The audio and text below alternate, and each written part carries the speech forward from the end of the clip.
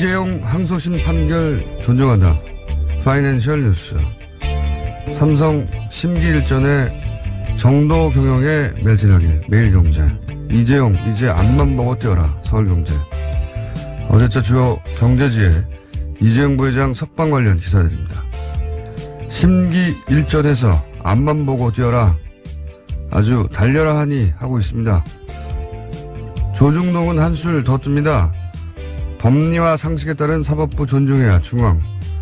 특검 누더기 기소에 제동을 건 이재용 2심 동화. 이재용 사건 피해자를 범죄자 만든 거 아닌가. 조선. 상식을 들먹이고 특검을 야유하고 그리고 그중 갑은 역시 조선일보입니다. 눈물이 앞을 가리는 기사죠. 예. 이재용 수감된 동안 잠은 제대로 잤나 모르겠습니다. 판사 예찬도 있어요.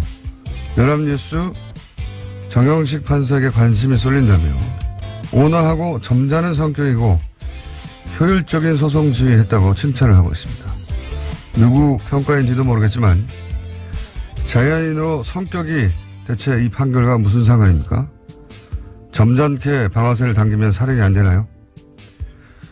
우리 언론들의 알랑방구 대단하지 않습니까? 삼성 광고 많이 받아서 부자들 되세요. 좋겠습니다. 아주. 김호준의 물개박수였습니다.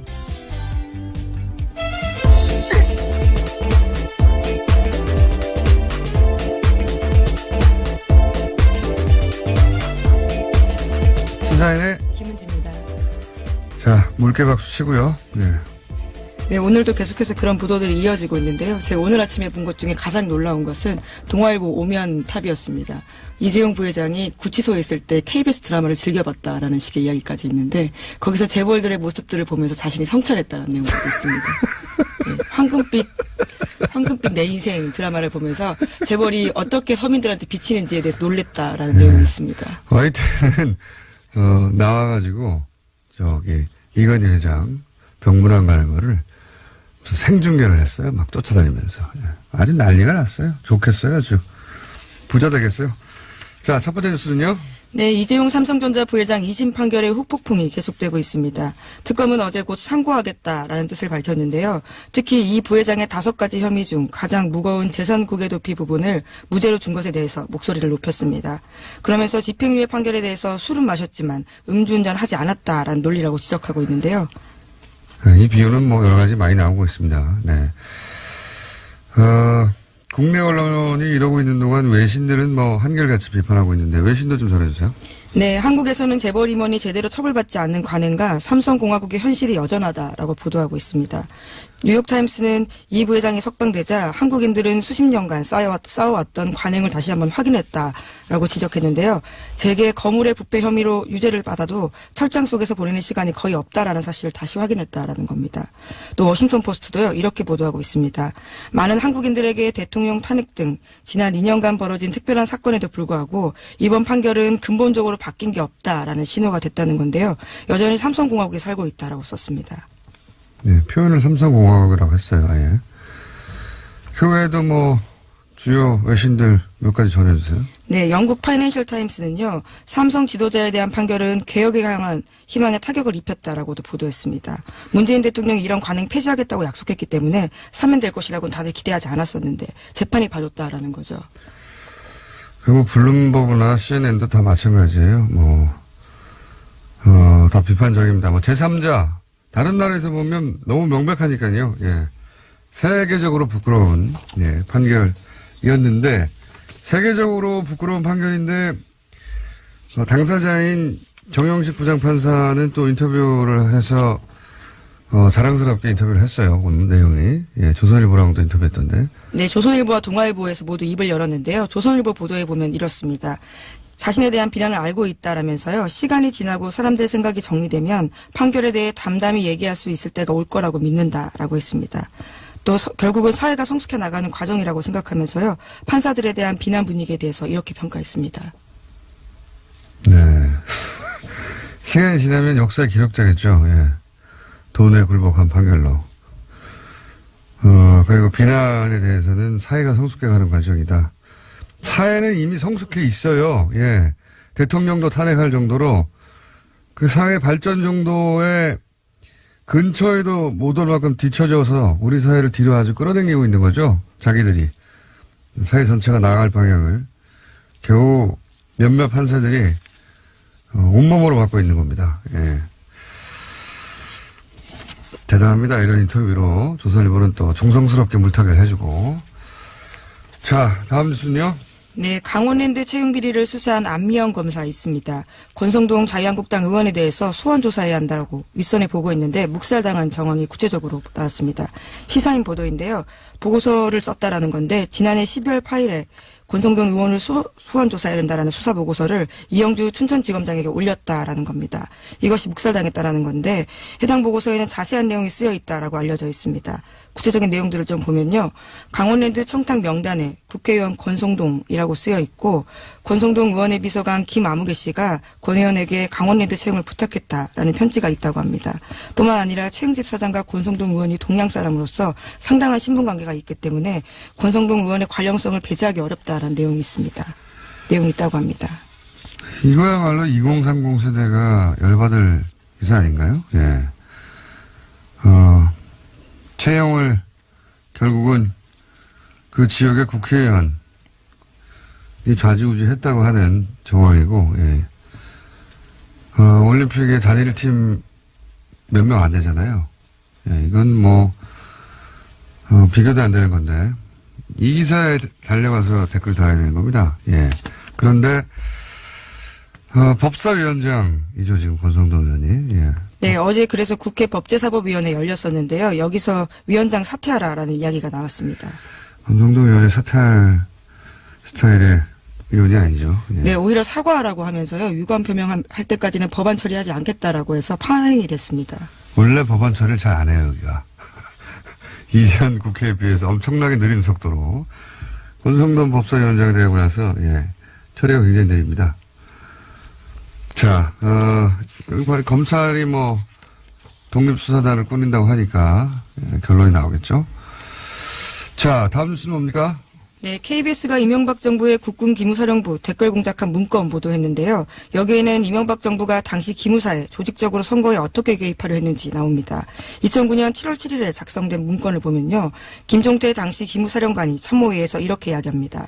10월 보궐선거에서 정부가 전복되지 않도록 하라는 건데요. 좌파가 정권을 잡지 못하게 하는데 주안을 두라고 이야기합니다. 그러면서 선거법에 걸리지 않도록 조심하게 활동하라고 써 있습니다. 기무사, 예.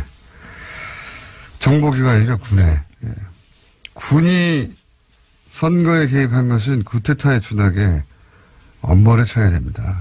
예. 자기들이 왜 여기 개입을 합니까? 게다가 정부가 전복되지 않도록. 김종태 기무사령관이 그렇게 얘기했다는 문건이 나왔다는 거죠. 예. 예. 증언이 아니라. 문건이 나왔다는 것이고. 예, 하지만 여전히 자신의 선거 개입 발언에 대해서는 부인하고 있다고 하는데요. 예, 문건은 뭡니까, 그럼? 자기들이 만든 문건 아닌가요? 이게 그러니까 시기적으로 보니까 박원순 서울시장이 당선된 보궐선거 때 이런 얘기를 한 거네요. 네, 첫 당선 때였습니다. 구테타에 주당에 처벌해야 된다. 저는 그렇게 생각합니다. 자, 다음 뉴스는요. 저희가 오늘 게스트가 아주 많아서 빨리빨리 진행해야겠습니다. 네, 판사 블랙리스트 사건 잊지 않으셨을 텐데요. 전국 최대 규모의 법원인 서울중앙지법에서 단독 판사들이 모였습니다. 단독 판사회의를 열었는데요. 이 자리에서 블랙리스트 관련된 의혹을 철저하게 규명해달라고 이야기했습니다.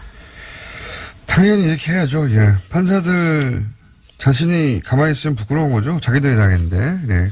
네, 법관과 재판의 독립이 심각하게 훼손된 점에 대해서 깊이 우려한다라는 이야기했고요. 또 책임을 통감한다는 표현도 나왔습니다. 알겠습니다. 자, 저희도 관심 많습니다. 이 사안은. 하나 정도 더 전화 끊어야 될 것 같습니다. 네, 안태근 성추행 사건에 대해서도요. 일선 판사들이 목소리를 냈습니다. 법원 산하의 젠더법 연구회라고 있는데요. 여기에 속한 200명이 넘는 판사가 지지 성명을 냈습니다. 판사들이 또 지지 성명을 냈네요. 예. 긍정적인 기여를 서검사의 폭로가 하고 있는 게 분명합니다. 네. 조금 약간 논란이 있었는데 이 방향으로 가야죠. 자, 지금까지 시사인의 김은지였습니다. 감사합니다. YTN 노조가 최남수 사장의 퇴진을 요구하며 전면 파업에 들어갔죠.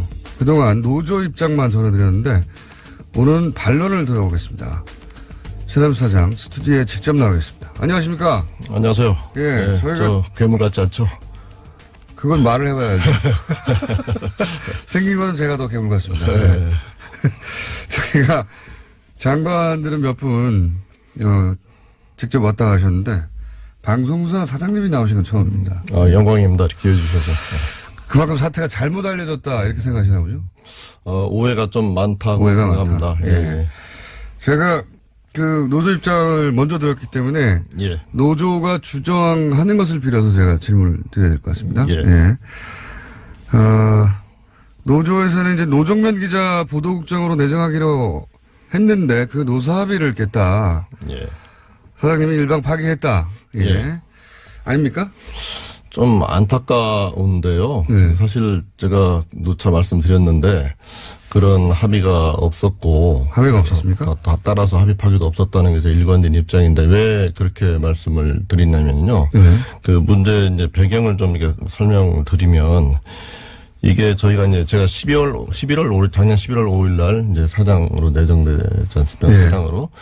그 내정 과정에서 사실은 이제 노조가 지지하는 후보도 저랑 같이 결승까지 쭉 뛰었고 네. 안 됐습니다. 네. 그 이후에 이제 그 과정 자체가 잘못됐다고 문제 제기를 하고 네. 여러 가지 이제 각가지 이제 저에 대한 뒷캐비 뭐 특집이 나오는데 이제 저는 이제 경선 불복 이런 과정이었다고 이제 생각을 합니다. 어찌됐든. 근데 이제 그런 논의 과정에서 이제 좀 많이 시끄러워지다 보니까 12월 24일 날 이제 김한균 언론노조위원장 예, 예. 중재로 네, 중재로 이제 3자 회동이 있죠. 근데 그때까지 회동의 유일한 그 협상 내용은 문안 합의였습니다. 무난하네요. 예, 인적 청산이라든가 과거정 굉장히 복잡한 이슈들이 있었는데 그 문안 합의를 다 끝냈거든요. 그리고 다 끝낸 다음에 불쑥 그 문제를 끄집어냈죠. 보도국장 지명 문제를. 그렇게 중요한 문제였으면 문화 합의 때 다 했어야 되는 거죠. 우리가 구도 합의라는 얘기를 서로가 한 적이 없었기 때문에. 그러니까 약속한 이제 요약하면 예. 저기 시간이 그렇게 많지는 않아서 예. 그 요약하면 그 녹취록에 공개된 거 보면 이제 보도국장 임명에 대해서는 서로 수긍해가는 분위기처럼 보이는데 그거는 아니다. 약속하신 바가 없다. 요약하면 그런 거네요. 그 배석자를 다 물리시더라고요. 그래서 이제 김한균 언론노조 위원장 둘이 얘기를 합니다. 그래서 저는 사장 내정자로서 일종의 인사민원처럼 느껴졌어요. 이 사람 보도국장으로 좀 시켜야 되지 않느냐. 네, 그러면서 사실 지금 노조가 합의됐다고 하는 결정적인 근거 몇 가지가 있는데 그중에 하나만 말씀드리면 박진수 위원장 그냥은 잘 모르죠. 셋이 모였을 때 김한균 언론노조 위원장이 나랑 둘이 얘기한 게 있다 이렇게 얘기하셨거든요. 근데 그 얘기는 사실 정확히 지금 공개하기는 좀 어렵습니다만은 제가 느낄 때 언론인으로서 좀 얘기하기 어려운 그런 조건을 저한테 제시하시면서 좀 압박하셨고 저는 그걸 어떤 조건인가요? 말씀하실 수 없습니까? 그거는 김한균 위원장 같이 불러주시면 여기서 공개 토론할 용의가 있습니다. 근데 저는 그 조건이 확인되지 않았어요. 그리고 인사민원처럼 느껴졌기 때문에. 인사민원이라는 건 누군가를 어떤 자리에 보내달라. 보도국장에 보내달라. 그게 노정면 기자를 보도국장 임명 내용 아닙니까? 다 내용 예, 나온 거 제가 아닙니까? 굳이 또 특정인이라서 얘기를 안 했는데 그런 내용이죠. 근데 다 보도됐습니다. 예. 예, 근데 이제 노정면 부장은 예. 그 전에 한번 제가 지명을 했는데 거부했고요. 또 그 이후에 저에 대한 전면 퇴진 운동을 쭉 벌여왔던 후보였는데 그래서 좀 어렵지 않겠나 하는 생각을 해왔는데 민원이 왔는데 좀 어렵다고 생각하셨고 어렵다고 생각해왔던 후보를 얘기하셔서 네. 제가 정중하게 같이 노력해 보십시다. 인사면을 받았으니까 예의 바르게 같이 노력해 보십시오라면 예. 거절은 아닌 것 같은데요. 예. 근데 이제 그게 확답을 한 것도 아니죠. 그래서 1월 3일 날 이제 회사에 답을 주겠다. 그 녹취록을 보면 계속 반복됩니다.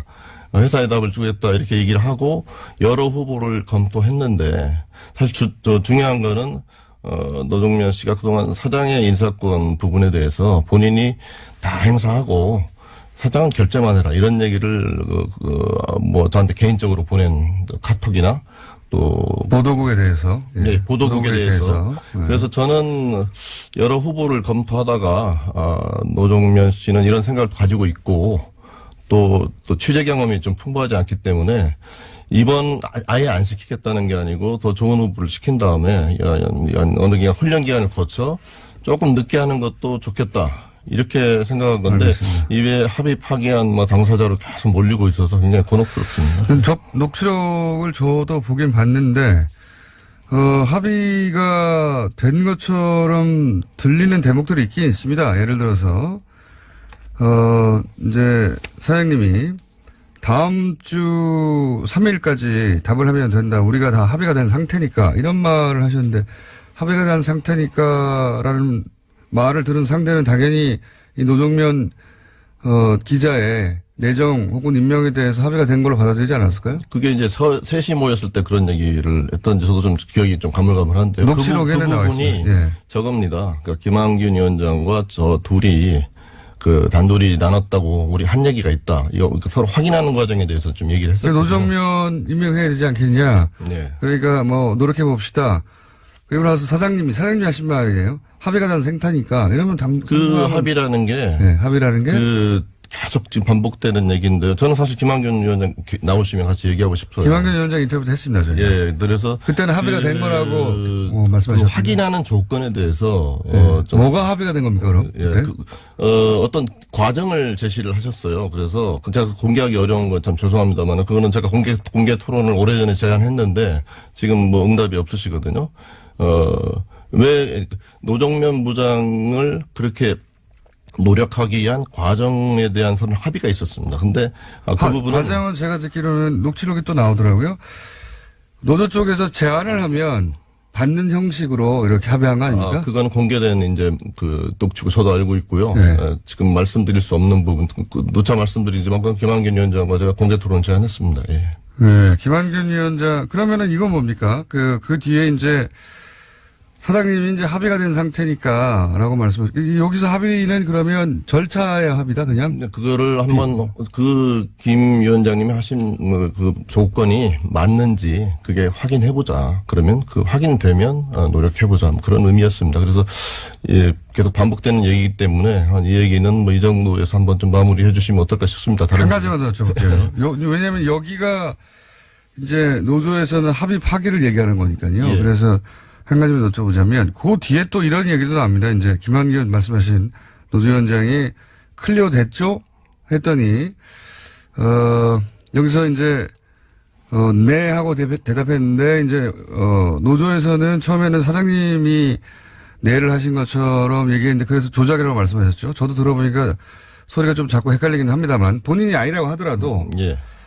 YTN 박진수 노조위원장이 네 했다면 예를 들어서 세 사람이 있는데 앞에 사장님이 다 합의가 난 생타니까 하고 이제 또 김한균 노조위원장이 클리어 대추했을 때 네 하면 기본적으로 그 앞에 얘기했던 노정면 내정에 대해서 합의가 된 걸로 다른 두 분은 이해하지 않겠습니까? 그런데 지금 말씀하셨지만 저는 좀 이해가 되지 않는데요. 그게 합의했다고 노조가 이제 게시한 게재문을 보면 그게 김한균 위원장 클리어 됐죠.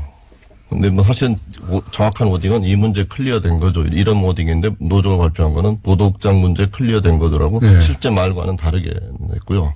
그다음에 그 의미가 아니라는 겁니까? 그럼 클리어 됐죠. 아니 이제 그거를 자꾸 그쪽으로 좁혀갔다고 저는 보는 거고요. 그다음에 사장님이 그때 중요한 거는 저거죠.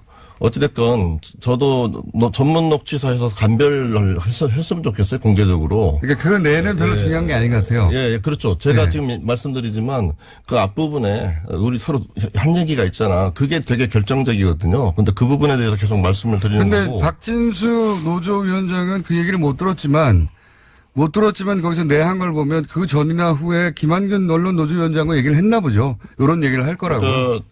두 사람 얘기하다가 셋이 모인 자리이기 때문에 각자 나눈 얘기는 모르는 거예요, 서로는. 그 전에 이런 얘기를 할 거라고 얘기했나 보죠. 비밀로 할 게 뭐 있습니까? 노조위원장과 중재하러 온 언론 노조에서. 그분은 잘 모르겠고요. 근데 또 제가 한 가지 좀 궁금해하는 점은 제가 둘이 만난, 김 위원장과 둘이 만난 자리에서 오늘 제가 어떻게 대답합니까? 그런 투의 말을 했는데 위원장께서 그쵸 이렇게 전 녹취 정확히 가지고 있습니다. 그래서 3일까지 저는 3일까지 답을 주겠다는 게 제 일관된 입장. 제가 사실 약속했으면 3일날 지명하겠습니다. 이렇게 얘기하죠. 근데 3일까지 회사에 답을 주겠습니다. 그러니까, 그러니까 사장님은 내정을 합의한 게 아니라 이제 3일까지 고민해 보겠다. 예, 그리고 노력해 보자 이런 정도인데요. 제가 근데 공장장님 뵌 김에 오늘은 노조한 얘기로 주로 질문을 하시기 때문에 저도 하나 좀 질문 드려도 저는 노조가 아닌데 어쨌든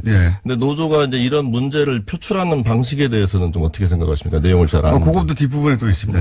제가 이게 워낙 중요한 문제여서 그래도 시간이 부족하기 때문에 그 불법적인 방식으로 출근 저지하고 지난 금요일에 제가 4시간 반 동안 거의 감금된 상태에서 불법 린치당하는 그리고 맞기도 하셨어요? 온갖 욕설, 고성, 폭언, 폭행이 없는 걸 다행으로 하려는 얘기까지 있었거든요. 영상 보셨습니까? 봤습니다. 많은 사람들이 개탄스러워하고 지성인이 모인 언론사에 곤욕을 치르셨어요. 의견 표현 방식. 저는 이렇게 생각합니다. 그게 아무리 타당한 의사 표출 방식이라도 사장을 출근하는 걸 막고 업무를 사무실에 어쩌다 들어가서 보고 있으면 여러 명이 우르르 와서 고성과 폭언으로 해서 사장을 결국 내보내고 그다음에 결국 4시간 반 동안 제가 저를 풀어달라고 무지 많이 수차례 요구를 했거든요. 근데 그런 방식으로 문제를 표출하는 거는 노조도 저는 반성해야 된다고 생각합니다. 알겠습니다. 그 대목은 이제 노조 입장도 있을 텐데 그건 따로 듣기로 하고 사장님 입장은 잘 들었고요. 그러니까 요약하면 요 부분 요까지만 하고 넘어갈게요. 그러니까 이제 사장님은 내정에 합의한 게 아니라 3일까지 생각해 보겠다. 내가 인사권자니까. 확답을 3일 날 주겠다. 그러니까 그때까지는 확답을 주겠지만 그동안은 생각해 보겠다고 말을 한 건데 그럼 YTN 노조위원장이 말귀를 못 알아듣는 사람이라고 하시는 거예요. 그런데 중재하던 언론 노조위원장도 저희가 인터뷰했는데 그렇게 알아들었거든요. 그러면 두 사람이 제대로 알아들었고 사장님이 지금 말을 바꾼 거 아닌가요? 저는 그렇게 생각하지 않습니다. 맞습니까? 사실은 알겠습니다. 공개 토론 만들어 주시면은요. 저는 김한결 위원장 응해 주셨으면 좋겠습니다. 그 말은 사실 사장님밖에 모르기 때문에. 하여튼 두 사람은 말귀를 잘못 알아들은 것으로. 요 얘기는 어떻습니까? 지금 이제 어려운 자를 해주셨기 때문에 여러 가지 여쭤보고 싶은데 오늘은 또 빡빡한 날입니다. 그래서 노조가 문제 삼는 것 중에는 이제 여러 차례 인터뷰를 노조가 이런 식으로 했는데 예를 들어서 이명박 전 대통령 청계재단 과거 이력 가지고 문제 삼는 것도 있습니다. 위대한 부자의 아름다운 선행이라고 하셨었는데 여전히 그렇게 평가하십니까? 그 부분도 안타까운데요. 제가 사실 기자 생활하면서 글을 참 많이 썼습니다. 이제 그 중에 몇 개가 지금 이렇게 논란이 되고 있는데 그 하나만 말씀드리면 이 글이 좀 표현이 좀 과했고 좀 부적절한 점에 대해서는 그동안도 사과도 했는데 이 글이 쓰여진 시점이 2009년입니다. 이제 헌납한다고 2007년에 얘기하고 안 하니까 여러 가지 압박을 하다가 2009년에 청계재단 이제 설립 계획이 나오잖아요. 그때 보면은 민주당의 김유정 대변인 늦었지만 다행이다. 그다음에 자유선진당, 민노당, 진보당 다 환영합니다. 그런 분위기 속에서 저도 그 진위를 믿었기 때문에 그 부분에 대해서 조금 과하게 했지만 저는 부자들이 세금도 많이 되고 기부도 많이 해야 된다는 철학을 가지고 그때는 그런 분위기였다. 한 가지만 말씀드리면은요. 제가 대선 후보 토론 때 방송계 대표로 나가서 이제 MB를 상대로 지지를 한 사람인데 제가 맡은 게 BBK였어요. 그래가지고 질문을 좀 까칠하게 몇 개를 던져가지고 MB가 상당히 짜증을 내고 그래서 제가 농담삼아 그랬습니다. 저 사람 대통령 되면 나 이민 가야 되겠다고. 물론 제가 MB를 그렇게 칭송한 그런 사람이 아닙니다. 경제정책에 대해서 많이 비판했고요. 근데 많은 글 중에 하나만 골라서 MB 칭송론자다. 좀 억울합니다. 다스는 누구 겁니까? 지금 수사되듯이 저도 여러분이 추정하듯이 그런 결론이 나오지 않을까 그렇게 생각하고 있습니다. 알겠습니다. 근데 비판 기사도 많았어요, 그때 사실. 눈 가리고 아웅이라고. 하여간 그 시점에서 조금 과했던 표현은. 박근혜 전 대통령 세월호 대국민 담화 때 이제 노조에서 계속 얘기하는 거니까요. 진정성이 있었고 TV를 보면서 나도 눈시를 줬었다 이런 SNS 한 적이 있는데 이것도 비판이 있습니다. 여전히 그렇게 평가하시는지. 제가 사실은 그때 저도 정말 슬픔이 컸잖아요. 우리 공장장님도 그러셨겠고 사실은 제가 단원고에 2번 가서 조문을 하고 사실 펑펑 울었는데 슬픔이 좀 커서 대통령의 눈물이 악어의 눈물인지 판단할 그때 구별은 못했던 것 같아요. 그래서 그 눈물을 그냥 이렇게 평가했는데 중요한 거는 그 글을 보시면 알겠지만 여권이 그 눈물을 선거에 활용하려고 하니까 결론은 선거에 활용하지 마라 이런 얘기고요. 제가 오늘 가져왔습니다마는 박근혜 대통령 세월호에 대해서 그 당시 많은 페이스북 글을 올렸는데 대부분 지극히 비판적인 글들입니다. 그리고 알겠습니다. 제가 박근혜 대통령 취임 초기에 또 설명드릴 수밖에 없는데 대한민국에서 전라도 사람으로 살기, 그다음에 국무회의에서 전부 받아 적기만 하는 거, 이런 사실 비판도 많이 언론에서 했다. 상당히 뭐 대담하게 비판을 했다고 생각하거든요. 알겠습니다. 네. 이건 감수성이 좀 예민한 것으로 예. 받아들여달라. 예, 예. 한 가지만 더 좁자면, 예. 최근에 머니투데이 방송 사장하시던 시절에 2015년에 기업체 관계자들하고 식사하는 과정에. 예, 그 얘기 하시죠. 예, 한국 사람들이 왜 일본에 사과하냐. 예. 위안부 문제도 전쟁 중에 안 그런다라가 어디 있냐. 이런 말을 하셨다고 보도했는데 이게 사실이 아닙니까? 저기 악의적인 가짜 뉴스고요. 악의적입니까? 지금 언론정제 신청을 했고 형사고소까지 할 생각입니다. 왜냐면은요, 짧게 말씀드리면 예. 당일날 8명 배석했었습니다. 예. 그리고 정황상 보면은요, 저 여성이 있었습니다. 저 네. 여성 본부장인데 그 앞에서 전쟁하다 보면 위안부 필요할 수 있지. 그렇게 가능하겠습니까? 그리고 근데 당사자는, 들었다는 당사자는, 다른 배석자들 증언도 확보한다. 근데 이제 예를 들어서 저도 머니투데이 방송 관계자들 다 물어보니까 그런 얘기 없다고 하고요. 또 그쪽은 같은 편이겠죠. 근데 다만 저는 그 당시 배석했던 그 회사 사장님하고 제가 통화도 했는데 그런 얘기 들은 적이 없고 나온 적이 없다. 그래서 저는 진술도 확보하고 있어서요. 이 부분은 알겠습니다. 근데 제보자가 저랑 대면하겠다고 했거든요. 근데 네. 대면 못 하겠다고 하고 지금 못 하겠단 말은 안 했습니다. 안 했습니다만은 김동현 기자 기사를 보면 법정에서 나올 용의가 있다. 저는 당장이라도 대면해서 진실 규명했으면 근데 좋겠어요. 이분은 왜 거짓말 할까요? 자기 무슨 이득이 있다고? 저도 잘 모르겠어요. 왜 YTN 노조도 아닌데 이분은. 제 평상시의 한일 역사관이 국민적 정서와 동일합니다. 근데 저도 정말 생각해 보십시오. 여성이 있는데 위안부 네, 필요하다는 알겠습니다. 얘기를 했으면 그 당시에 문제가 되지 않았겠습니까? YTN 노조 찬성 비율이 시간이 없어가지고요. 예. 한 번 더 넣으시면 긴 시간이 드릴게요. 예. 역대 최고예요. 왜 이렇게 많은 구성원들이 사장님을 비토할까요, 그럼? 아무 문제가 없는데. 저희 직원이 이제 1,200명 정도 되는데요. 네. 그 중에 이제 노조원이 한 300명 좀 넘고 네. 지금 참여하고 있는 인원이 200명입니다. 그래서 뭐 총리로 볼 수 있느냐의 부분에 좀 이견이 있고요. 네. 또 제가 지금 그동안 노조에 이제 어떻게 보면 밑도 끝도 없는 뒷얘기로 인해서 지금 여러 가지 해명을 드리지만은 실제 제 모습하고 다른 너무 괴물처럼 묘사되어 있어서 너무 가슴이 아프고 안타깝습니다.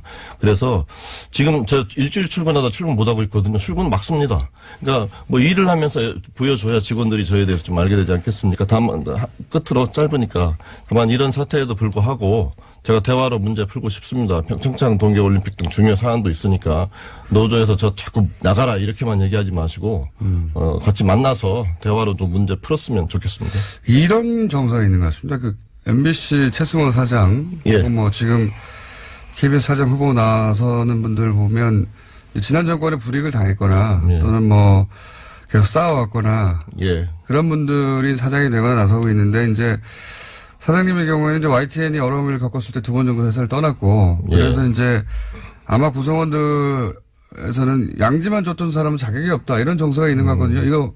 이게 뭔가 오해입니까? 억울한 평가입니까? 뭐 억울합니다. 뭐 양지만 쫓은 건 아니고요. 네, 새 회사를 다만 떠나신 건 사실이죠. 예, 떠나서 뭐 새로운 방송 만드느라고 한 회사가 무지무지 어려운 상황에 5, 6년 무지무지 고생했고요. 그래서 양지만 쫓았던 건 아니고요. 다만 그 섭섭함 알고 있습니다. 근데 사장 추천위원회 이사회 주주총회를 거치는 과정에서 그 노조가 지지하는 많이 고생하셨던 이제 우장군 기자도 같이 레이스를 하지 않았습니까? 근데 결과적으로 하여간 선발하시는 분들이 이제 저를 선임했거든요. 근데 제 생각은 그렇습니다.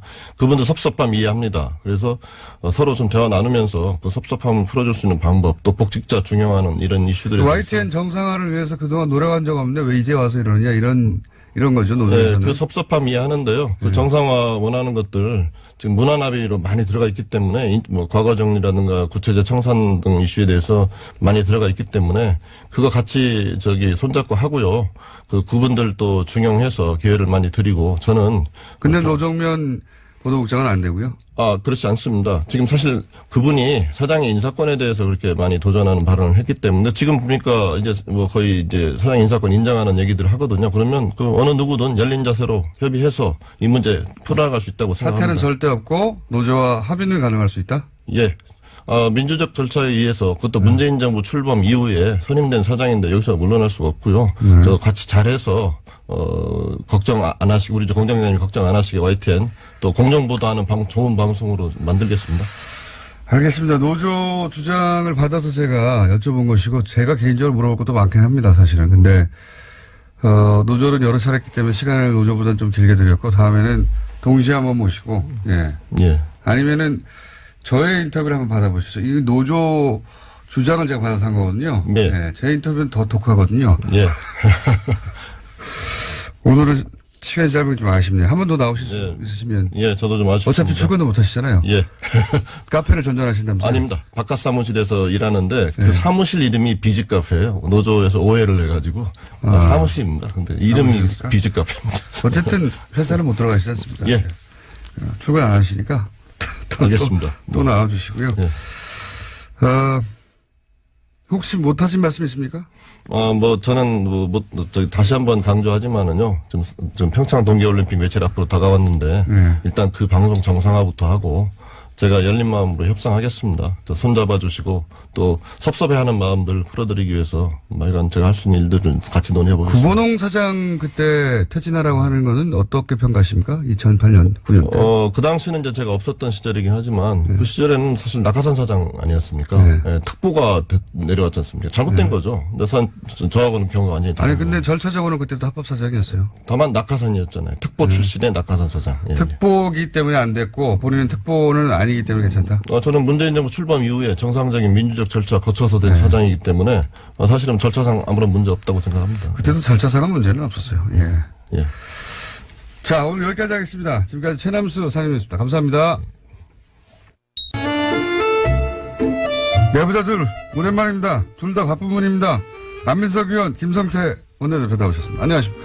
예, 안민석 의원입니다. 예, 안녕하세요. 김성태입니다. 예. 지위가 역전됐어요. 원내대표가 됐기 때문에. 자, 그래도 우리 안민석 의원 내가 우정을 항상 잊지 않고 제가 시간만 흘러가면은 그래도 안민석 의원이 포기하지 않는 한 제가 함께 하려고. 김성태 원내대표님이 실수하거나 잘못하시면은 대중들이 저보고 막 뭐라 그러는데요. 김성태 원내대표 친하니까 어떻게 좀 해보라고 그러시는데 저 안 친합니다. 라면 몇 번 먹은 거 그것도 라면 먹으면서도 티격태격 했고요. 독일 여비 좀 보태준 거 그거 그때 100불밖에 100불이었어요. 1000불 정도 될 줄 알았더니 그러고요. 열어봤더니 100불이었어요? 예. 전혀 저 안 친하니까 저한테 뭐라 그러지 마세요. 그리고 김성태 원내대표님 좀 잘 하셔야지 제가 욕을 덜 먹습니다. 대표님 요즘 욕 좀 드셨죠? 배부르시죠? 야당 하려면 할 수 없는 거죠. 지금 아니, 야당도 칭찬받는 경우도 많아요. 네. 야당이 칭찬받으려면은 문재인 대통령 또 민주당 하자는 대로 아무 소리하고 잘 따라주면은 아마 큰 문제 없을 거예요. 아니면 정부의 비판적인 야당이 칭찬받는 경우에 과거 있었습니다. 네, 많이. 그러니까 정부 여당 비판하는데 그 소리가 아무래도 좀 크다는 거죠. 우리 처음에 원내대표 되셨을 때 제가 이 자리에서 꼭 제가 당부 드린 것 중에 하나가 홍준표 대표 따라가지 마라. 따라하면 안 된다. 응? 그런데 사실 보수의 생명이 품격이거든요. 어떤 내용과 상관없이 그거는 안 어울려. 보수가 품격을 잃으면은 생명력을 잃는 거예요. 근데 보수가 막 막말하고 막 지르고 그러면은 보수가 버틸 수가 없을 텐데요. 좀 품격 있는 보수, 제 말씀 좀 듣고 한번 잘 생각해 보세요. 저도 잘 됐으면 좋겠어요. 성공하는 원내대표 되기를 바라는 마음이에요. 야당 생활을 오래 하셨지만은 이 야당도 국정 운영의 한 축으로 이렇게 대하고 진짜 말로만 협치가 아니라 제대로 된 협치를 위한 진정성을 갖추면은 저 같은 사람이 원내대표 할 때 사실상 문재인 정권은 사실상 국정 운영 아주 원활하게 진행될 수 있는데 되려 지금 상황은 너무나 참 힘든 야당이에요. 지금 조금 있으면은 또 삼성 이재용 또 이제 재판 결과도 이야기할 것이고. 지금 하죠, 그냥 지금. 건성동 또 좀 이따 말고. 도사위원장 문제도 이야기했지만은. 삼성 이재용 부회장 판결에 대해서 어떻게 생각하십니까? 저는 우선 이재용 부회장을 비호하거나 그 입장을 도전할 생각은 초도 없습니다. 비화시는 다만. 모양이네요. 그렇지만은 뭐 그렇지만. 그거는 아니죠. 지난 최순실 국조특위 당시에도 저는 재벌이라고 해서 그 어떤 배려나 특혜를 베푸지 않고 원리 원칙대로 했었어요. 그러니까 이 회장 부회장의 이 항소심 법원의 판결도 저 개인적인 어떤 뭐 감정이나 행평성의 문제에 이렇게 비춰봤을 때는 뭐 쉽게 수긍할 수 없는 그런 부분도 개인적으로 그렇게 생각하십니까? 일부분은 있어요. 그렇지만 어찌됐든 사법부를 재판부가 존중한다. 법리와 증거에 따라서 내린 판결인 만큼 이건 겸하게 받아들여야 되는 거죠. 재판 결과가 자신 생각과 다르다고 또 판결이 마음에 안 든다고 지금 무차별적으로 공격하는 것은 이거는 법치주의를 예전에 보수도 많이 그랬어요. 판결 예를 들어서 제가 근데 무죄 받았을 때도 엄청 공격했습니다. 저렇게 말씀하실 거라고 생각했는데요. 예. 예. 근데 청문회 위원장이었던 김성태 원내대표님은 정말 양심과 소신에 따라 가지고 말씀을 해 주셔야 되는 거예요. 제가 볼 때는 저는 사실 정말 이 재판정을 향해 가지고 침을 뱉고 싶은 그런 심정이에요. 이게 많이 지나가는 개도 웃고 소도 웃을 판결인 것이죠. 개야 삼성이 웃겠습니까? 못 알아듣는데. 개도 웃고 소도 웃고 돼지도 웃을 거예요. 이게 겁먹고 이재용 부회장이 박근혜 대통령에게 겁을 먹고 돈을 주었다. 박근혜 대통령은 겁준 적이 없다고 할 텐데요. 완전 재벌 봐주기 판결이고요. 한마디로 삼성이 정의를 이긴 판결입니다. 그런데 저는 1년 전에 이 사단을 예고를 했지 않습니까? 공장장도 기억나실 거예요. 두 분 다 기억나실 거예요. 제가 3월 16일인가요? 이재용 뇌물 사건을 다루는 그 주심 판사가 최순실 후견인의 사위다. 그럼 그건 교체됐죠, 근데. 하루 만에 교체됐는데요. 네. 그런데 제가 깜짝 놀란 게 교체된 이후에 그러면은 왜 그분이 애초에 주심 판사를 맡게 됐고 그런 특수한 관계 있는 분이 그다음에 하루 만에 왜 교체가 됐는지에 대한 취재들이 있어야 될 거 아니에요. 제가 깜짝 놀란 게요. 단 한 건의 취재가 없었어요. 야, 이게 삼성의 힘이구나. 삼성의 힘을 제가 느꼈는데요. 이번에 역시도 이 판결은 삼성의 힘을 예정돼 본 있었다? 거죠. 네. 예정돼 그래서 있었다. 1년 전에 이미 제가 이 불행한 판결을 예고를 제가 드렸습니다. 근데 그때 공장장도 제 얘기를 안 믿었죠. 뭘 안 믿었나요? 안민석 의원께서 뭘 안 믿었는지 기억이 안 나는데. 좀 객한 입장이 나갔을 때는 좀 제재를 하세요. 좀 전에 약간 대제했습니다. 보수는 품격이 있어야 된다 그러고 뭐 합리적이어야 된다 그러고 뭐 이렇게 이야기를 하셔놓고 지금을 침을 뱉고 또 개도 소도 뭐 이렇게 벌면 이 방송이 뭐가 됩니까? 좀 전에 그렇게 합리성과 품격을 또 중시하는 그런 말씀을 하셔놓고 어찌됐든 간에 정치권이 또 나서서 우리 국회가 나서서 이 사법부 불신을 조장하면 저는 안 될 일이라고 봐요. 그렇기 때문에 이거는 행사 책임을 묻기 위해서는 검찰도 혐의에 대한 합리적 의심을 배제할 수 있는 어떤 그런 정도의 증거가 필요하다는 사실은 형사재판에 있어서 가장 기본적이고 중요한 사실이에요. 검찰이 부족한 겁니까?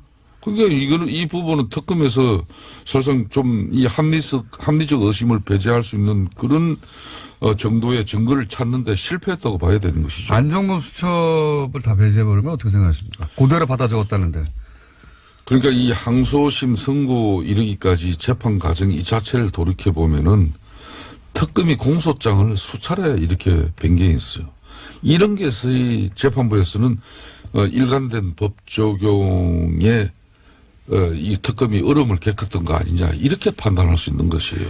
자, 그렇기 때문에 제 표현이 뭐 과한 제가 뭐 조금만 이야기 더 하면은 예? 특히 또 1심하고 2심 판결의 결정적 요인이 된 그런 묵시적 청탁이라는 그런 말을 놓고도 돈 준 사람 있잖아요. 돈 받은 그러니까 사람 법 있잖아요. 쪽에서는 이걸 무죄로 하고 증거가 없다는 말과 한명숙 전 총리 같은 경우는 돈 준 사람도 없고 받은 사람도 없는데 유죄로 했어요. 그러니까 이번에는 준 사람 받은 사람이 있는데 무죄. 이거 어떻게 생각하세요? 이 판사가 말이에요. 바로 민주당 원혜영 의원은 그 엄청난 사실상 국회의원 직을 잃을 위기에 있는 그런 엄청난 내용도 또 무혐의로 이렇게 결정된 사람이에요.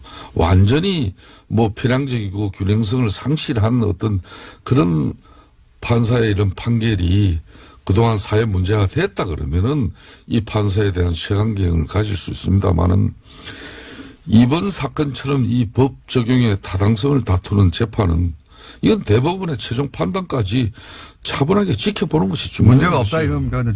재벌 봐주기 판결이라고 보지 않으세요? 그러니까요. 저는 또 국민들이 하루 만에 그런 여론 많은데요. 국민청원을 예. 청와대에 15만 명이 하루 만에 올린 거에 대해서 어떻게 생각하세요? 저 안민석 의원님 또 한명수 그때 기억하시잖아요. 돈 준 사람도 안 줬다고 그러고 받은 사람도 안 받았다고 했는데 유죄를 때렸어요. 이번에 이거는 받은 사람이 왜 있고 조금 준 전에 사람이 있는데 이게 왜 문제가 원혜영 됩니까? 의원은 이야기를 안 하세요. 재판부가 이재용 부회장의 잘못이 전혀 없다고 또 본 것은 결코 아니에요. 36억 했죠. 36억. 그 이 부회장이 대통령의 요구를 거절할 수 있다고 판단한 것도 이 재판부예요. 또 뇌물 공여 사실을 치밀하게 은폐했다는 점도 판결문에 적시가 된 거예요. 36억이면 많은데 그거 36억만 인정해도 풀어주면 안 되는 거 아닙니까? 그러니까 이 부분 개인이 36억이면 절대 안 풀려갈 것 같은데요. 그러니까 김어준 공장장이나 제가 아직 판사가 아니잖아요. 그러니까 이 법은 대한민국을 지키는 이 가장 헌법의 가치는 자유민주주의와 법치주의입니다. 그 말씀 잘하셨는데요. 네. 이래가지고 정경유착 고리 끊을 수 있겠습니까? 아니 기업가가 세상에 대가 없이 돈을 주는 기업가가 있겠어요? 바보가 아닌 이상요. 저는 이번 이 판결이 집행유예를 미리 정해놓고서 판결문을 쓴 듯한 그런 느낌이 받을 만큼 이건 애초에 이재용을 풀어주려고 저는 작정을 하지 않았으면은 이런 말도 안 되는 판결을 내릴 수가 없는 것이죠. 권성동 위원장 문제는 어떻습니까? 그 문제는요. 예. 자, 이 여금사가 자기 불이익을 감수하면서까지 양심선을 한 거 아니겠습니까? 그리고 대검에서 수사를 이제 착수를 하지 않았습니까? 자, 그러면 이 권선동 법사위원장이에요. 네, 법사위원장 중요한 이 자리죠. 위치에서는 이 수사에 영향을 미칠 수가 있는 거거든요. 그래서 첫째로 법사위원장을 사퇴를 해야 되고요. 그다음에 두 번째 원내대표지 않습니까? 우리 원내대표께서 한국당 갑자기 이름이 생각 안 나셨어요? 김성태 원내. 김성태 원내대표님께서는 오늘 중으로 저분이 왜 저렇게 됐는지 모르겠어요. 뭐 제가 지금 제정신이 아닙니다. 지금 제정신일 수가 없죠. 근데 원내대표가 저 권선동 법사위원장 불러서 사부임을 하라고 해야 됩니다. 그래서 법사위원회에 있는 것조차도 수사에 영향을 미칠 수가 있고요. 반론해 주시죠. 그다음에 권성동 위원장은 지가 억울하면은 이 폭로검사를 고발을 하셔야죠. 자, 기다려보세요. 지금 안미안 검사가 제기한 의혹은 크게 세 가지입니다. 그런데 이 안 검사의 세 가지 주장은 당시 시간 순서와 또 사실관계에 비춰볼 때 모두 앞뒤가 맞지 않는 그런 주장이에요. 첫 번째는 2017년 4월에 춘천지검장이 당시 김순남 검찰총장을 면담한 직후에 급히 불구속 처리하라고 종료했다 그렇지만 이거는 김순남 총장이나 대검 또 춘천지검장이 압력을 넣은 게 아니라 당시 수사팀 의견으로 이게 대검에 보고돼서 결정된 사안이야.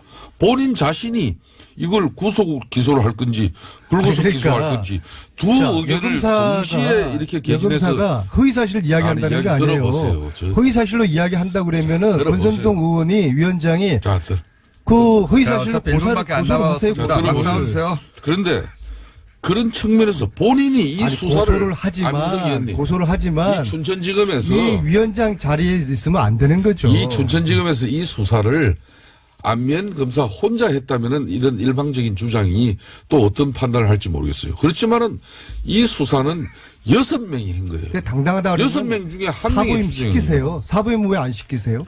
예?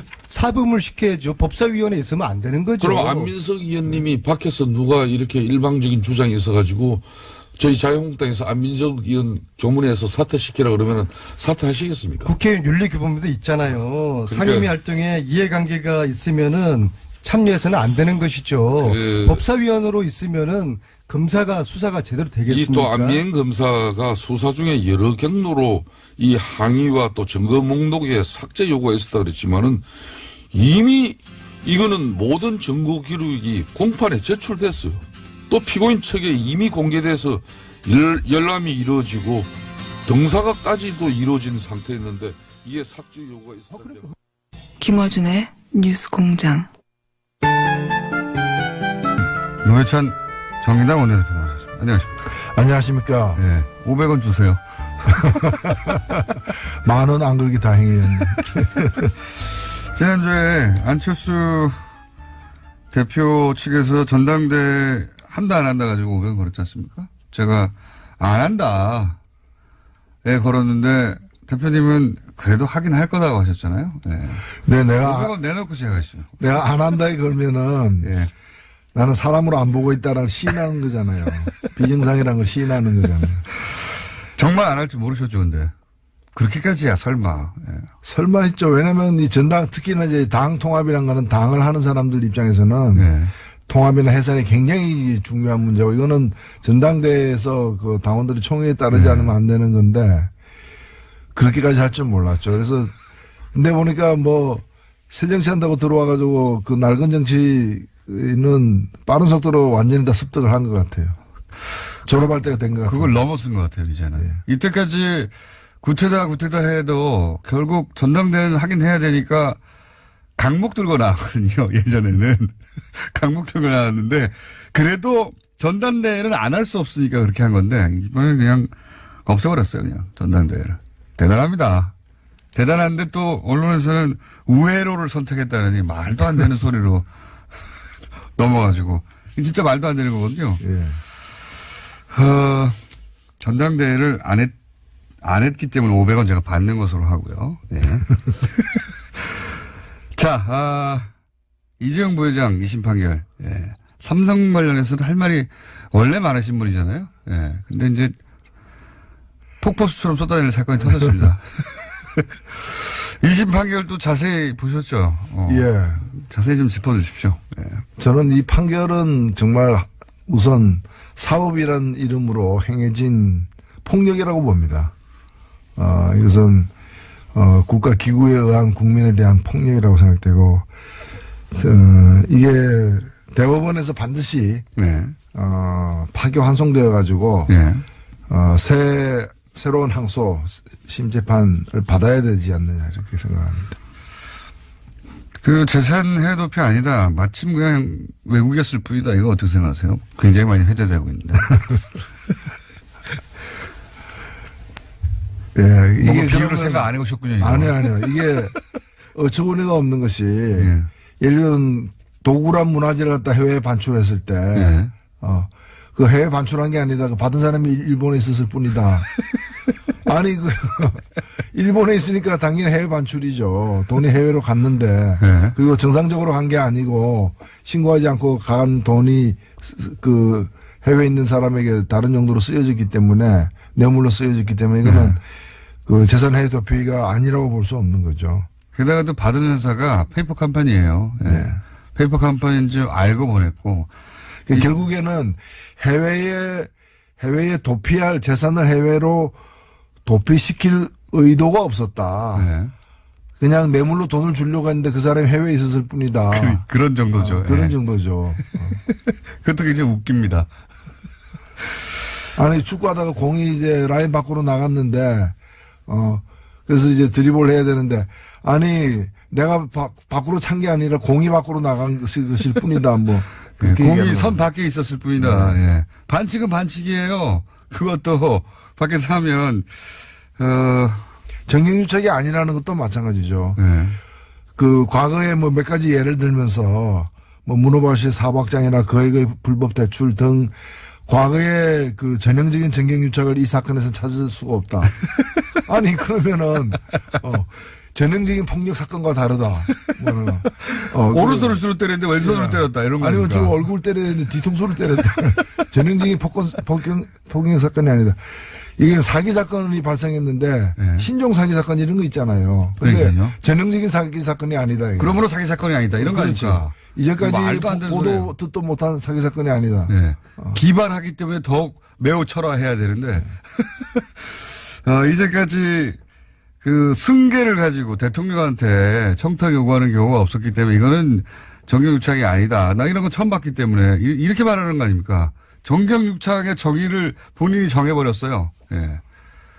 매우 철회 안 합니까, 이번에는? 석방시키기 위해서 머리를 짜낸 거죠. 그러다 보니까 억지 논리, 그 다음에 근거 없는 그런 어떤 주장들이 이번 판결의 핵심적인 내용이죠. 경영권 승계를 위한 묵시적 청탁도 인정하지 않는다. 야, 이거 대단하다. 사실 이 경영권 승계는 실제로 보면은, 미리 박근혜 대통령이 준비를 한 흔적이 많아요. 그렇죠. 이걸 갖다가 안종범 수석에도 나오고, 그 다음에 민정수석한테 시켰고. 실제로 이제 네. 그 고용복지수석에게 네. 이 제일모직하고 이 삼성물산의 어떤 그 합병과 관련해 가지고 국민연금의 의결권 행사에 대해서 알아보라고 했고 네. 또 심지어 민정수석실에서도 아까 그 네. 페이퍼를 작성을 했잖아요. 그렇죠. 예. 그러니까 이 사람들이 이 문제가 이제 가장 큰 현안이라는 걸 미리 파악하고 갔고 저쪽은 저쪽대로 아니 그러면 지금 재판부 주장대로 하자면은 정말 건실하게 앞만 보고 사업을 하고 있는 이재용 씨를 갖다가 밀실로 불러다가 네. 협박해가지고 돈을 갈취했다. 예. 그리고 돈을 뜯겼을 뿐 아무것도 그 대가로 받은 게 없다. 그러니까요. 그 주장이잖아요. 그렇죠. 청탁이 없었고 그냥 당했다. 피해자다 이거 아닙니까? 그리고 이제 말도 사중은 아니고 예. 말을 이용만 했을 뿐인데 그 이용료를 또 산정을 못해요. 이게 또 말도 안 되는 것 같은데 이용료를 산정할 수 없어가지고 이용료 산정을 하지 않고 말을 빌려 쓴 걸로 예, 처리했습니다. 빌려 쓴 걸로. 정유라 아니면 그 말을 100번 이 재판부의 판단 증거에 대한 어떤 판단을 인정한다 하더라도 그러니까 사실은 말을 사줬기 때문에 네. 최순실이 정유라를 위해서 그 말을 갖다 몇 번 바꿔요. 예, 다른 그렇죠. 그 말에 대한 소유권을 없으면 바꿀 수가 있나요? 그러니까요. 예. 예를 들면 벤츠 자동차를 사줬는데 그 벤츠 자동차 마음에 안 드니까 볼보나 이런 걸로 바꿨는데 그거 내가 사준 게 아니라 그냥 빌려준 거다. 아니 차 빌려가지고 그걸 다른 차로 바꾸는 사람도 있어요. 바꿀 수가 있어요. 그게 불가능한 것이죠. 그리고 100번 양보해서 빌려준 거라고 하더라도 그 비싼 말을 갖다가 왜 사서 빌려줬느냐. 그건 정유라를 위한 것이기 네. 때문에 그 사용료만이 아니라 그리고 그 정유라가 타다 가면 딴 사람 줄 거예요. 누구한테 줄 거예요. 줄 사람도 없어요. 정유라만을 위해서 산 건데. 그렇죠. 그렇기 때문에 이걸 갖다가 빌려준 거고 빌려준 그 비용은 산정하기 어렵다. 그런 거 산정하기 힘들면 판사에서 내려와야지. 그래서 산정하기 어려운 게 아니라 산정하기 싫다. 그렇죠. 왜냐하면 그 산정해버리면 액수가 커지거든요. 그렇죠. 예. 아니 뭐 수십억짜리 말을 한 번 타면 당연히 엄청나게 비싸게 빌려서 타야 되지 않습니까? 그 돈 계산해가지고 쓴 동안 해버리면 돈이 올라가고 그러면 집행유예를 할 수 없으니까요. 말이라는 것도 그것이 가장 좋은 어떤 상태일 때 아주 일정한 기간 타는 것이지 그 말 가지고 뭐 30만 킬로, 40만 킬로 탈 거예요. 그렇잖아요. 그렇기 때문에 그 말의 그 가격이라는 것이 바로 불과 짧은 순간에 다 쓰여지는 사실은 가격인 것이거든요. 네. 아니 그리고 저는 피해자 논리가 전혀 얘기가 안 가는 게요. 정말 이게 말이 안 된다고 생각하는 게 결국 이런 행위의 결과로 이재용 부회장이 그 지배권이 더 강화됐어요. 그러니까 재산권이 강화됐습니다. 부자가 됐습니다. 더 말하자면 피해자가 강도를 당하는데 더 부자가 되는 게 있습니까? 말도 안 되는 거죠. 부자가 됐어요. 더. 그러면 그 결과를 보고 이게 주고받았구나 생각해야 되는데 그 안 보는 거죠. 아예 그쪽으로는. 그래서 피해만 입었다고. 예. 그래서 졸지에 삼성의 이재용 부회장이 피해자가 됐습니다. 조선일보도 피해자를 범죄자로 만들었다고. 사실은 여러 그 K스포츠 미르재단에 돈 놀린 재벌들이 이제 10군데가 넘습니다. 근데 그중에 유독 삼성만이 예. 자신들의 그 경영권 승계와 같은 큰 어떤 예. 과제를 갖다가 편법으로 해결하기 위해 가지고 권력에 접근했고 어찌 보면은 다른 어느 재벌도 발견하지 못한 최순실이라는 사람의 존재를 삼성이 유일하게 발견했고 유일하게 접근했어요. 그래서 독점하려고 한 사실 거죠. 당시에 SK라거나 하나라거나 여러 가지 롯데라거나 기업 현안들이 있는 재벌들이 많았어요. 그들은 발견하지 못한 그 최순실이라는 대통령의 특수 관계인을 갖다가 네. 발견했고 최순실의 아킬레스건이 정윤화한테 있고 정윤화의 가장 큰 문제는 말이라는 것까지를 다 알아내가지고 집요한 어떤 승마협회 예, 마사회 다 도운다고. 다 해가지고 이제 그 뇌물을 갖다가 주고 사실 이를 성사시킨 거거든요. 네. 근데 이걸 갖다가 딴 재벌들은 그 피해를 보지 않았는데 삼성만 피해 본 것처럼 그렇게 지금 돼버린 거잖아요. 그러니까 이 승마협회 마사회까지 다 이렇게 동원하는 거는 그럼 뭡니까 도대체. 예. 도저히 이해가 안 갑니다, 저는. 어떻게 이런 논리가 나올 수가 있는 건지. 그리고 이제 국민연금. 네. 그러면 국민연금 혼자 그런 일을 한 거예요. 삼성은 요구하지도 않았는데 혼자서 괜히. 그 무용표 이사장은 혼자 갇혀 있습니다, 지금. 자기 전에 인정하고. 시킨 사람이 없어요. 네. 혼자 억울하게 갇혀 있어요. 아무도 안 시켰는데 혼자 해가지고. 이게 대법이라는 것이 그 사실관계를 따지진 않지만 증거 채택 여부에 대한 심리와 그다음에 이제 법리 적용에 대한 심리는 하는 것이거든요. 네. 저는 이 부분에서 가장 심각하게 이제 대법원에서 앞으로 다뤄줘야 될 부분이 바로 이 어떤 뇌물죄와 관련해 가지고 경영권 승계를 돕지 않았다라는 이 판단. 네. 이 경영권 승계는 삼성의 노력에 의해서 저절로 이루어진 그리고 저절로. 문영표라는 사람이 네. 아무런 이 권력적인 어떤 외압 없이 그냥 알아서 그냥 판단해 가지고 도와줘서 따름인. 근데 이 부분하고 그다음에 재산 해외 도피 부분 네. 이 두 부분은 반드시 판결을 갖다 엎어야 된다고 생각합니다. 그리고 수첩도, 예. 그냥 안정범. 안정범 생각나서 그렇게 썼다는 거예요. 그냥 뭐 안정범 일기장입니까? 아니, 오늘 갑자기 경기권 승계가 생각났다. 이렇게 해서 적은 거예요. 안정범 수첩은 실록이라고 할 만큼 본인도 인정했거든요. 본인의 생각이 적은 게 아니라 박근혜 대통령의 한 말을 그대로 적었다. 그대로 적었다는 게 다 무시됐어요. 인정 안 됐습니다. 하나도. 이거 정말 어떻게 이럴 수가 있죠? 뭐 증거에 눈을 감고 애초부터 이재용을 다 석방시켜야 되겠다. 그럼 무죄로 석방하긴 힘드니까 부분 유죄로 해가지고 집행유예로 만들어야 되겠다. 그러려면은 그 뇌물 가액도 한 50억 미만으로 이렇게 그렇죠. 낮춰서 해야 되겠고 그다음에 몇 가지 사실은 36억을 갖다가 뇌물을 줘도 일반 다른 사건에서는 그 다 실형을 갖다가 받는 경우들이 많아요. 그러니까 36억이나 되는데요. 백보 양보해서 보더라도. 근데 여하튼 이걸 갖다 특경가법에 적용 안 되도록 액수를 낮추고 그다음에 주요 여러 가지 혐의들을 빼고 특히나 그 형량이 높은 재산 해외 도피 부분은 완전히 무죄로 만들어버리는 그런 식으로 짜 맞춘 전형적인 판결이죠. 그래서 이제 피해자가 된 이후에 언론들의 보도도 한겨레 경향을 제외하고는 그리고 방송 중에는 이제 MBC가 집중적으로 비판했고 제외하고는 물에 물 탄 듯 술에 술 탄 듯 합니다. 그 정도는 다행이고 뭐 사법부의 판단을 존중한다는 그나마 엉거주춤한 거고 조선일보는 뭐 피해자를 가해자로 그러니까 범죄자로 만들었다면서 뭐 난리 났고요. 우리나라 그 언론사의 광고주 중에 최대 광고주가 삼성인 거는 다 알고 있는 것이고 작년에 이재용 씨가 이렇게 갇히고 재판을 이제 받게 되면서 작년부터 2017년부터 삼성이 언론사에다 제공하는 광고 4분의 1로 줄었어요. 언론사로서는 길들이게 들어갔고. 예, 언론사는 굉장한 그 타격이죠, 사실은. 예. 4분의 1로 줄었다가 그냥 다시 늘어나가겠군요. 이제 그런 기대감도 있을 수 있죠. 예. 좋겠어요, 부자 돼가지고. 삼성 광고 많이 받아가지고. 아마 이제부터는 또 대법원, 공약을 위한, 대법원에서 이제 판결을 갖다가 확정되기 때문에 공약을 위한 어떤 그런 준비에 들어갔을 겁니다. 그렇겠죠. 예.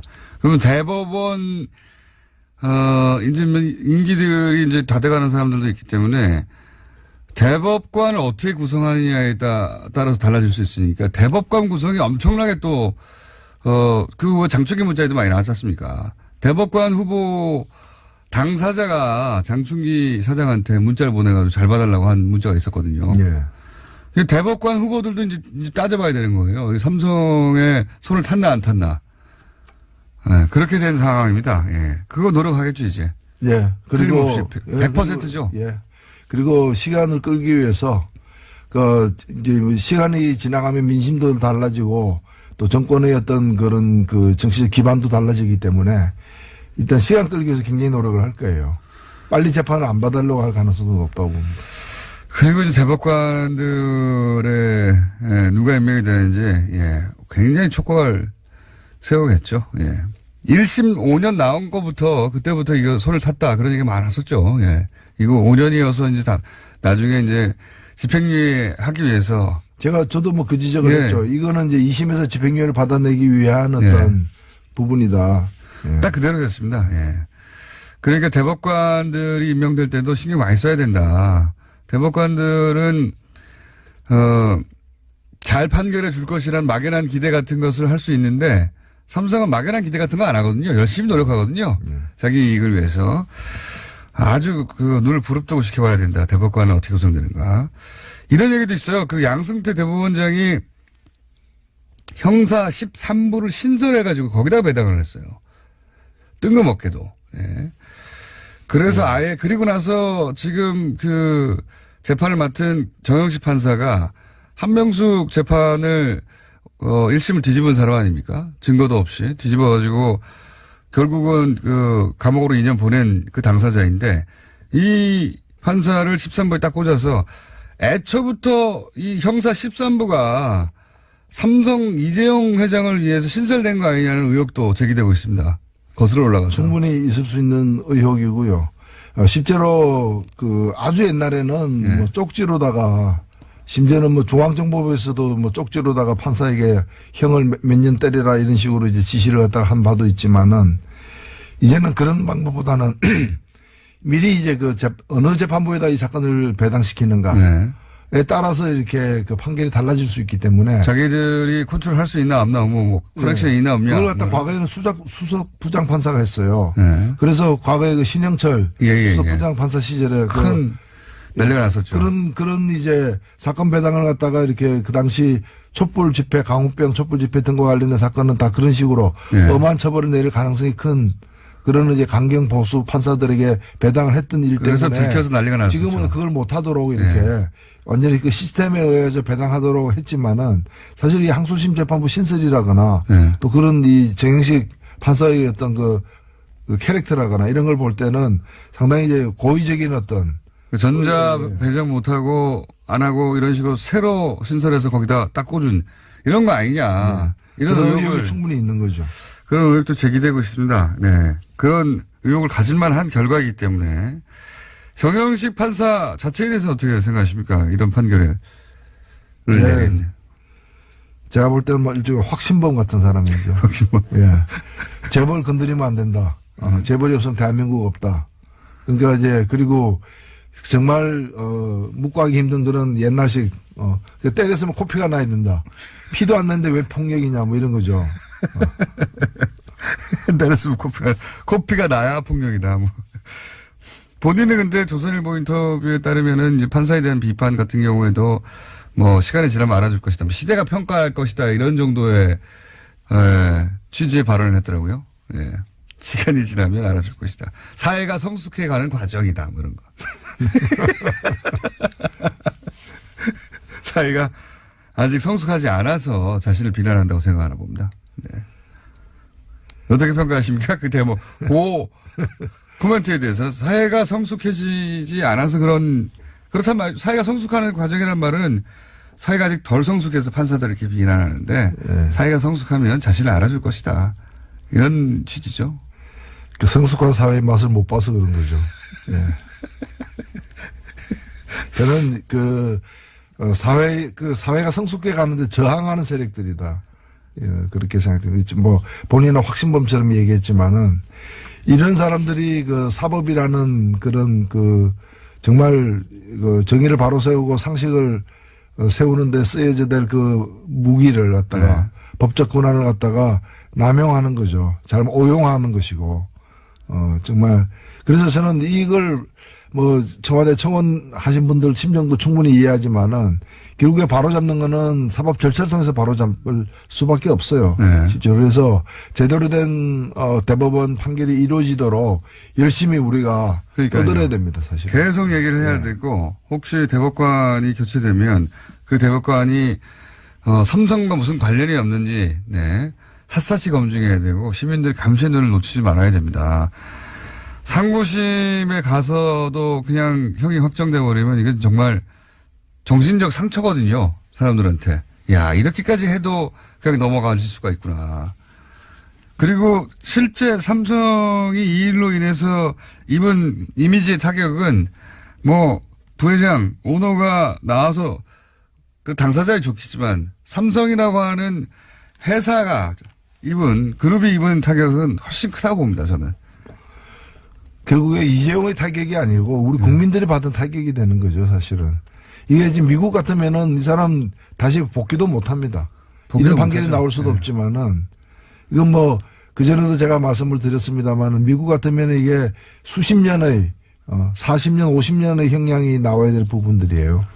그렇죠. 기업 그 화이트 칼라 범죄에 대해서 굉장히 엄격한데 우리는 유독 그 화이트 칼라라고 하는 게 이제 화이트 칼라도 정확하게 맞지 않고 사실은 재벌이죠, 재벌. 하여튼 이 문제는 저희가 계속 다뤄가겠고요. 권성동 의원이 강원랜드 채용 비리에 외압을 행사했다라고 현직 검사가 폭로했어요. 현직 검사 폭로 이거 쉬운 일이 아닌데 서 검사에 이어서 안 검사가 폭로를 했습니다. 그러면 이게 난리가 나야 되는 거 아닙니까? 예, 이게 지금 안 그래도 난리는 좀 나고 있죠. 나고 있는데 국회 차원에서 조금 나고 있는 것 같은데. 예, 이 부분은 저는 지금 안미연 검사가 이걸 폭로를 하니까 춘천지검에서 또 반박을 하고 안미연 검사는 또 재반박을 하는 지금 상황인데 그러니까 소속 검사와 검찰 당국이 싸우고 있는 상황입니다. 이거는 검찰 내에서는 판정이 날 수가 없어요. 맞습니다. 제대로 된 결과가 나올 수 없기 때문에 이거야말로 검찰 바깥에서 특검을 임명해가지고 수사를 다시 재수사를 해야 될 사안이다. 지금 뭐 독립수사 뭐 얘기도 하고 하는데 이제 그 일선 어떤 이 검찰관들에게 이걸 검찰에게 이걸 맡겨가지고 대검에다가 보고하지 않고 수사해라라는 건데 그게 2심전심 눈빛만 보면 다 아는 것인데 무슨 보고하지 말고 하라는 게 말이 됩니까? 보고를 안 하면 물어보겠죠, 전화로. 예. 그래서 이거는 정상적인 어떤 이 조사가 이루어질 수 없는 부분이기 때문에 특검을 갖다가 도입을 해서 이걸 빨리 수사를 맡게 된다고 봅니다. 법사위에 계시면서 이제 겪어보셨잖아요. 권성동 위원장. 스스로 사임할 사람이 아니죠. 아니죠. 예. 근데 이 사건이 사실 우리나라 이 공공기관에 부정 청탁해서 이게 부정 채용한 사실이 조사를 했습니다. 조사를 했더니 조사 대상의 80%가 부정 채용 사실이 있었어요. 그 중에 가장 이제 채용된 사람 전원이 다 부정 채용된. 그렇죠. 전원이 예. 한두 명이 아니라 80%가 아니라 전원이. 예. 그래서 이게 오죽했으면은 신임 사장이 지금 사장이 이렇게 취임을 해가지고 보니까 너무 엉망이니까 이 사람이 컴퓨터를 갖다가 통째로 이걸 검찰에 갖고 갔어요. 통째로. 예. 그래서 증거는 완벽해요. 예. 증거는 이게 후임 사장이 전임 사장 시절에 있었던 비리를 다시 잘못 자기도 연루된 것처럼 뒤집어 쓸 수 있으니까 아예 이걸 통으로 들고 검찰에다가 증거로 제출을 하면서 드러난 사건입니다. 그래서 그 얘기 보면은 그 채용 한 500여 명의 채용 거의 대부분 99.9%가 부정 채용됐는데 여기 누가 부탁했는지 다 나와 있어요. 여기에 현역 의원 이름이 5명 나옵니다. 그리고 전직 의원 이름이 2명이 나옵니다. 이 7명이 모두 같은 당이에요. 그리고 7명이 우연히 들어간 사람들이 아니에요. 강원랜드가 소재하고 있는 거 강원도 인근 지역구를 가진 사람들. 그다음에 강원랜드를 갖다가 국회에서 이렇게 공공기관이니까 국회의 감독을 하는 그 위원회 뭐 이런 등등의 다 연고가 있는 부분들이기 때문에 이 부분을 갖다가 조사를 하는데 당시에 그 춘천지검장이 이걸 다 덮은 거예요. 그렇죠. 예. 이름도 다 써 있는데 거기에. 이름 다 써 있는데 부르지도 않고 조사도 하지 않고 덮었다가 나중에 감사원에서 문제가 되고 그다음에 그 한 의원 같은 경우에는 그 보좌관이 지금 구속돼 있어요. 보좌관 구속된 상태에서 의원의 지시를 했다라고까지 얘기를 하고 있는 상태인데 그 의원은 지금 이제까지는 부르지 않다가 얼마 전에부터 불렀는데 2번을 갖다가 소환을 거부하고 이렇게 되니까 지금 최근에 이제 그 조사를 받으러 갔는데 피의자 신분이에요. 네. 근데 그분이 지금 어디 있는 줄 아십니까? 어디 있습니까? 그 이분이 사법개혁 특위에 들어가 있어요. 검찰을 개혁하겠다 이거야. 검찰을 개혁하겠다. 일부러 거기 들어갔을 수도 있네요. 아니 본인이 그 일부 보도됐습니다. 본인이 원해가지고 검찰 개혁하러 들어간 거예요. 사법개혁 특위. 검찰의 자신에 대한 수사를 거꾸로 방어하려고 글로 들어간 거네요. 그렇게 되면. 뭐 그런 점에서 권성동 위원장은 지금 본인은 자기는 그 혐의를 부인하고 있어요. 네. 우리가 백보 양보해서 그 무죄 추정의 원칙에 입각해서 보더라도 그러면 그 사실관계가 다르잖아요. 그러면 이 조사를 결과에 따라서 누구 말이 맞는지가 드러날 거 아닙니까? 그러면 그 조사하는 과정에서 법사위원장으로 있으면 안 되죠. 법사위가 하는 일이 뭡니까? 법무부 예산, 그 다음에 인력 관리 문제, 그 다음에 주요한 그 사법개혁 문제, 이거 다 법사위가 다루는데 그런 사람이 법사위 위원장으로 앉아있으면 검찰이 제대로 그 수사를 할 수 있겠습니까? 그러니까요. 법무부 같이 감독하는 게, 검찰인데 그 위에 있는 겁니다. 말하자면. 따지자면. 그런데 이제 본인은 사임을 안 할 것 같고, 민주당이 그 사임을 강제할 수도 없고, 이거 어떻게 되는 겁니까, 그럼? 지금 이제 아주 그 복잡한 상황이 됐습니다. 그래서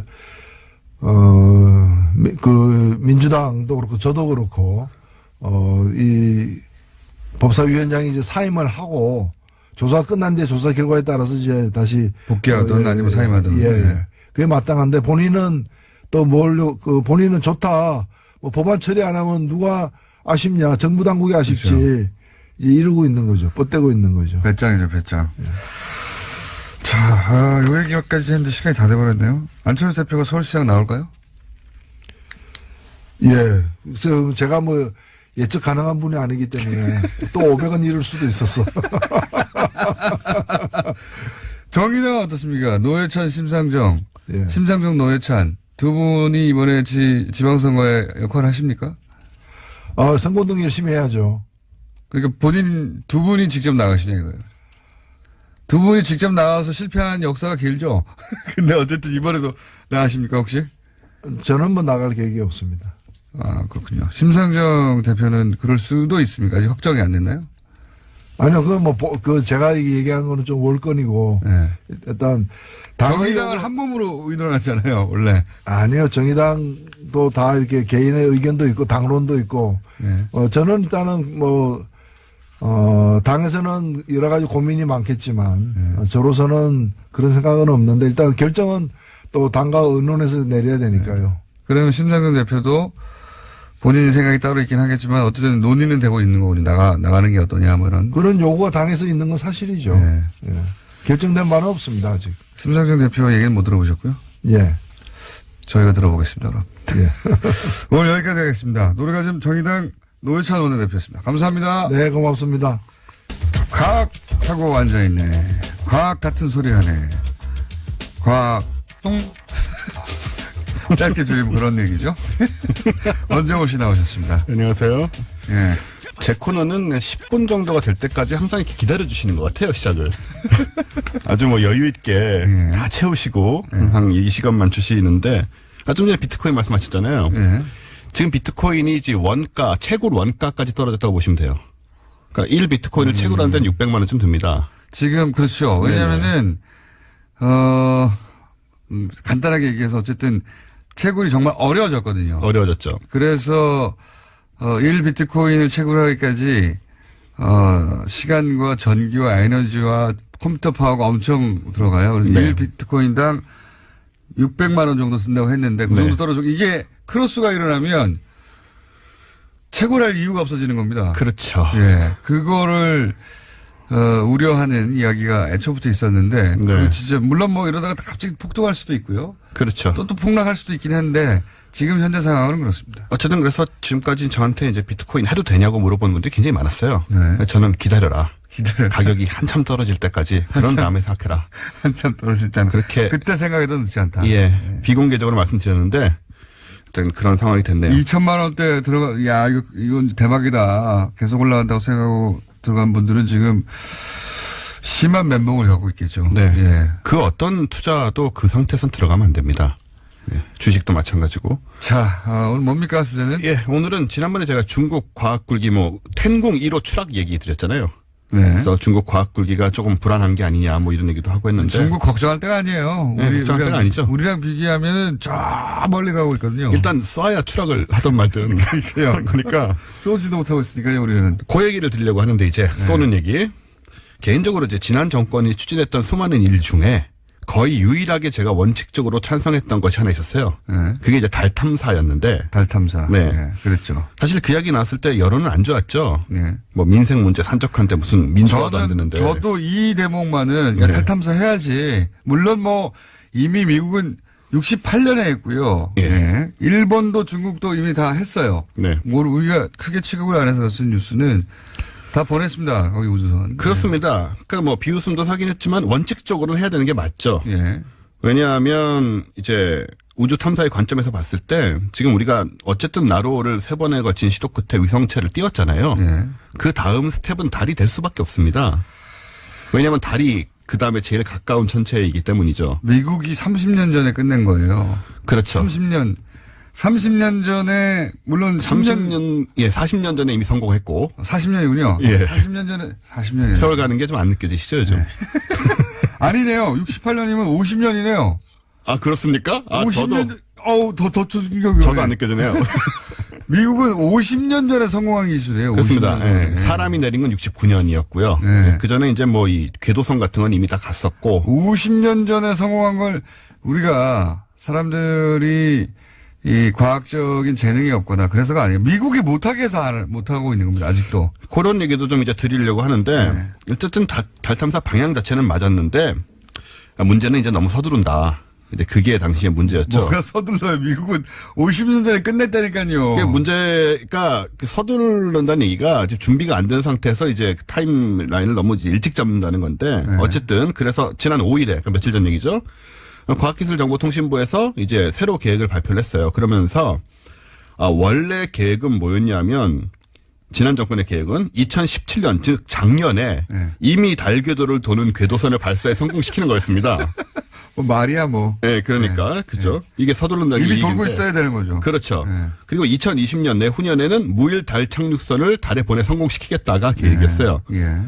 그러니까 이게 원래 어떻게 된 거냐면은 그 이전의 정권들 때는 이제 2025년쯤이 달 착륙선, 무인 착륙선이 목표였는데 이제 2010년 대선에 박근혜 후보가 당시 5년을 앞당기겠다고 주장을 한 겁니다. 그래서 그 다음에 당시 정권 분위기대로 이제 일사천리로 5년 앞당기려면 어떻게 해야 되느냐. 그러면서 구체적인 계획 없이 그냥 무작정 앞당기는 식으로 압력이 들어가게 된 거죠. 아, 그러니까 계획은 없이 그냥 숫자로만 발표한 거군요. 그냥 해라. 네. 그러니까 대선 공약 때 뭐 얼마나 이걸 연구를 하고 얘기를 했겠습니까? 네. 특히 그러니까요. 당시 그 후보가.